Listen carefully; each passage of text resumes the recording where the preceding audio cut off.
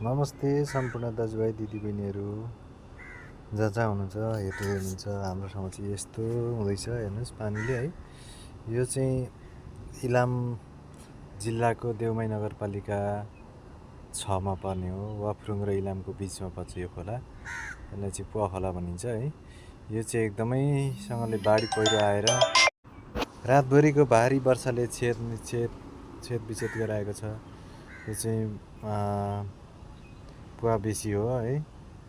2082 साल 6 महिना 18 गते रातिको वर्षाले सब यस्तो तहस नहस गराएको छ। यस्तो बाढी त अब पहिलोचोटि देखेको। हजुरकोतिर पनि यस्तो भयो होला, सतर्क रहनु होला। आफ्नो ज्यानभन्दा ठुलो होइन होइन। दसैँ भनेको त फेरि मनाउँदा नि हुन्छ, अर्को साल मनाउँदा नि हुन्छ। बुढाबुढी, अशक्त र बालबच्चाहरूलाई आफ्नो सुरक्षित ठाउँमा राख्नु होला। ल हाम्रो चाहिँ यस्तै छ है हजुर।